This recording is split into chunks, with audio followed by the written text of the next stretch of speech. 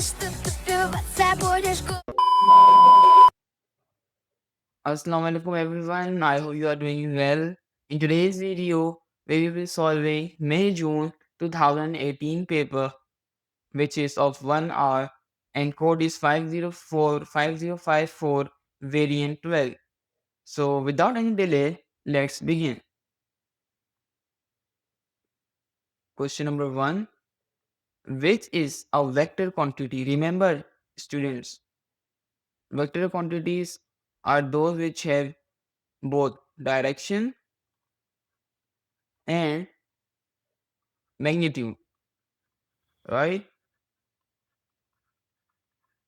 So, mass is not a vector quantity. Incorrect.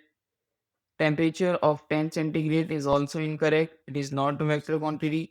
While weight has direction and magnitude as well. So, it is a vector quantity. While average speed or speed is also an scalar quantity. So, C is our right answer. Question number 2. Forces of 4 Newton and 2 Newton act at a point. Which scale diagram shows the forces that have a resultant of 4 Newton? अब ये थोड़ा tricky question है, ठीक है? अब 4 newton की हमें resultant बतानी है। इसको हम क्या करेंगे कि इसको हम करेंगे एलिमिनेशन मेथड से, ताकि हम अपनी सही आंसर को चूज़ कर पाएँ। अब ए में क्या लिखा हुआ है कि पैरेललोग्राम का मेथड यूज़ किया हुआ है। एक फोर्स यहाँ है और एक फोर्स यहाँ है। तो अगर मैं यहाँ पे रिजल्टेंट फोर्स बनाता हूँ, तो ये इस डायरेक्शन में जाएगी ऑब्वियसली। तो अब चेक करें, तो उन्होंने कहा हुआ है कि which scale diagram resultant force 4 newton की हो। अब ये जो लाइन है, ये लाइन 4 न्यूटन से बड़ी है ना, अगर हम इसको ड्रॉ किए जैसे कि हमने यहाँ पर, तो ये क्लियरली शो हो रहा है कि यहाँ पे कि ये लाइन 4 न्यूटन से बड़ी है। तो रिजल्टेंट भी 4 न्यूटन से बड़ा होगा। That is why A option is incorrect. Let's see option number C. B पे आते हैं ज़रा एंड में, सी देखते हैं पहले। यहाँ पे 2 न्यूटन है, यहाँ पे 4 न्यूटन है।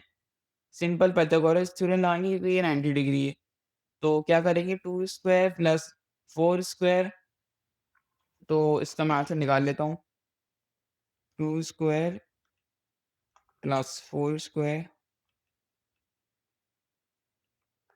इसको फिर यहाँ पे अंडर रूट में डाल देंगे। 2 टू द 4, 4 4 ज़ा 16, 16 plus 4 20। So our final answer is 4.47 which is again greater than 4, तो ये भी इनकरेक्ट हो जाएगा। C is also incorrect. Part D, 4 newton यहाँ से लग रही है, 2 न्यूटन यहाँ पे लग रही है। रिजल्टेंट क्या आ गया 4 minus 2 which is again 2 Newton, incorrect. अच्छा, अब ये सारे हमारे गलत हो गए। ये हमें पता होगा कि किस तरह सॉल्व होंगे, इसी तरह हम तीनों का एलिमिनेट करके बी आंसर हो जाएगा। अब बी को समझते हैं ज़रा कि बी की लॉजिक क्या है। तो अगर मैं इसी तरह जैसे मैंने यहाँ पे लाइन बनाई है, यहाँ पे भी लाइन मैं अगर ड्रॉ करता हूँ इस तरफ, तो क्या ये लाइन 4 न्यूटन से बड़ी है? नहीं, ये 4 न्यूटन के बराबर है। ये देखें, ये लाइन भी इधर जा रही है, ये भी इधर जा रही है। अब ये थोड़ा नीचे की तरफ जाए तो that is why that line was greater than 4 newton. यहाँ पे बिल्कुल बराबर है 4 न्यूटन के, ठीक है? और हमने इसी तरह बाकी भी एलिमिनेट कर दिए, तो B is the right answer. Got it? Question number 3, what is the name and value of the unit of power written as small m and w? So small m always shows milli. Remember this thing. Capital M tell us about mega, और ये obviously watt है. W for watt. अच्छा, अब name क्या है हमारे पास? क्योंकि small m है तो मेगा तो नहीं हो सकता, तो सी या डी में से हमारा एक आंसर है। और इसकी वैल्यू होती है, मिली की वैल्यू इज ऑलवेज 10 की पावर नेगेटिव 3, ठीक है? जबकि मेगा की होती है 10 की पावर 6, ये बात भी याद रखिएगा। क्यों मैंने मिली कहा होता है, so correct answer is C. आगे मूव करते हैं। Question number 4, micrometres, meter rules, tape and caliper are used for measuring lengths. Which will identify the most suitable device for accurately measuring the stated length? Suitable device choose करनी है।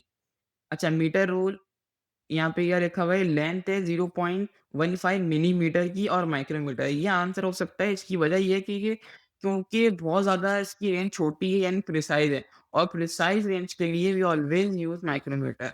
अच्छा, अब नीचे आते हैं 0.50 मिलीमीटर और यहाँ पे लिखा हुआ है मीटर रूल। मीटर रूल की जो अपनी मिनिमम लेंथ होती है वो होती है 15 सेंटीमीटर या मैक्सिमम कह लें।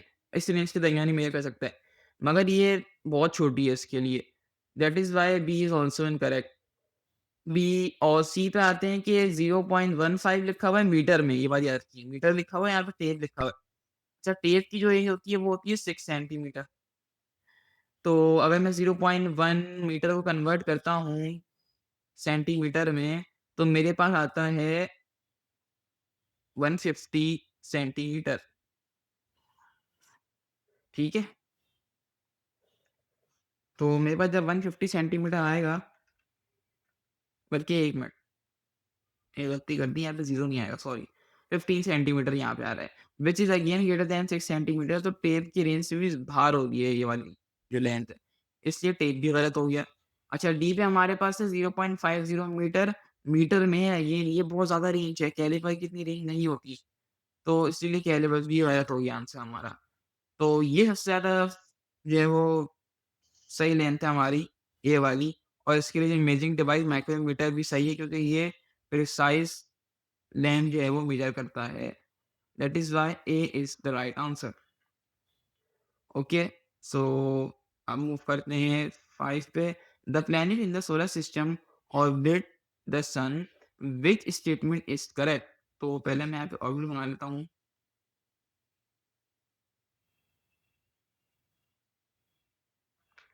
थोड़ा-सा ये आउट बन रही है, ठीक है।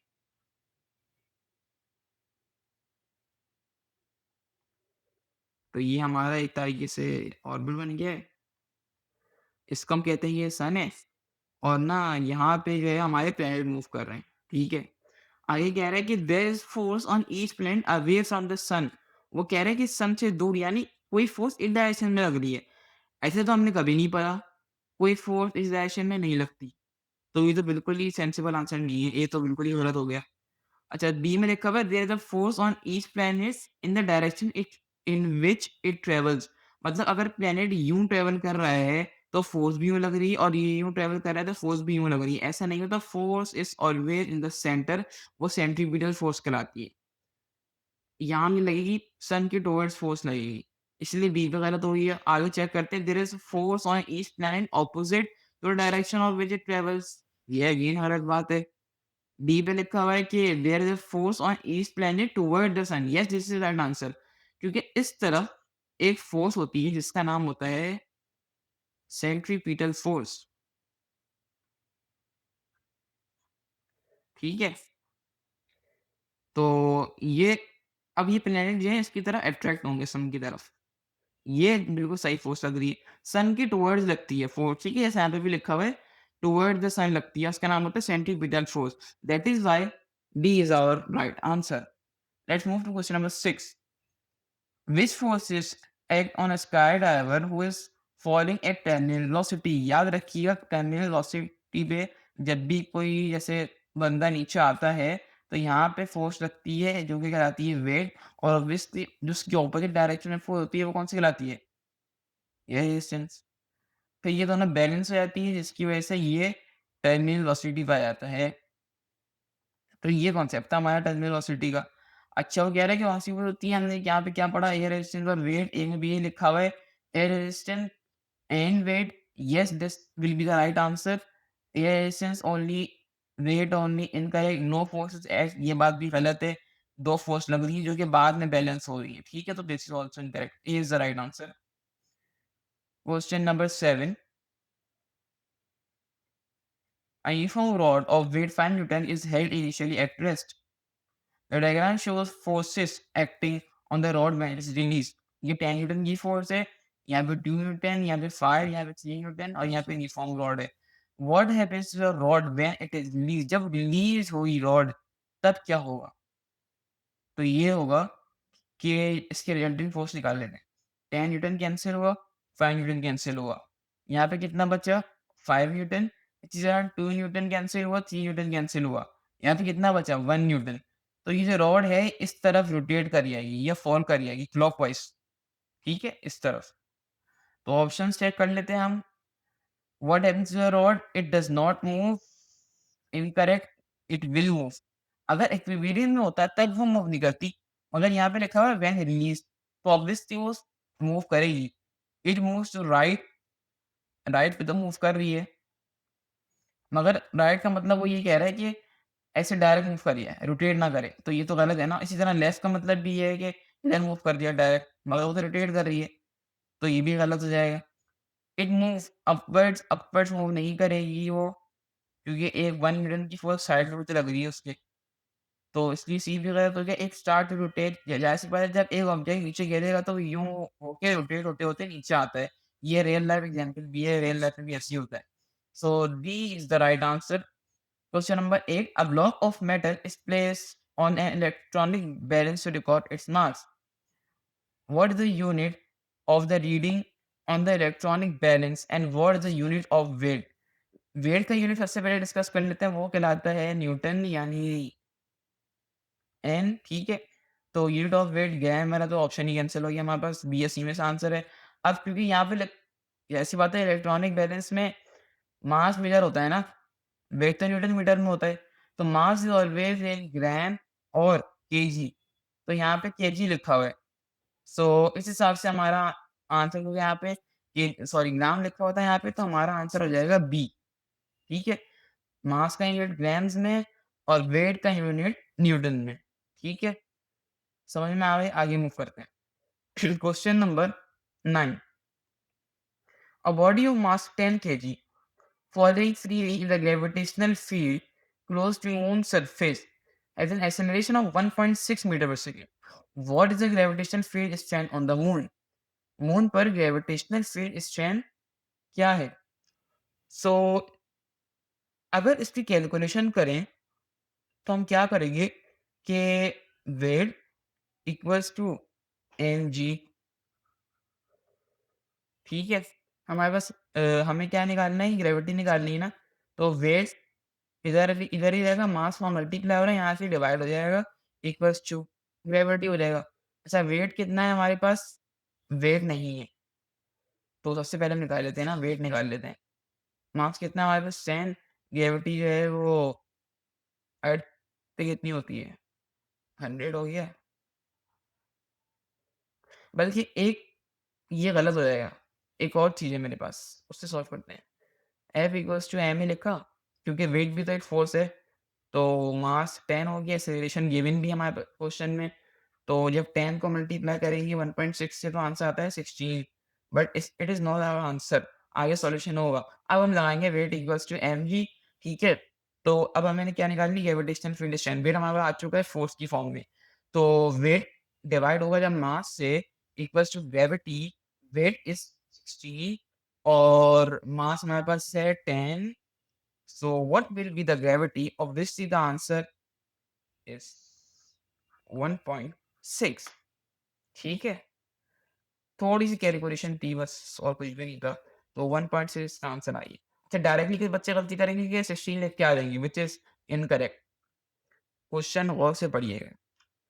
आइए मूव करते हैं। Question number 10। Two objects x and y are suspended from a uniform rod pivoted at its center। ये 10 सेंटीमीटर है, ये 25 सेंटीमीटर है, ठीक है, और यहाँ पे है पिवट।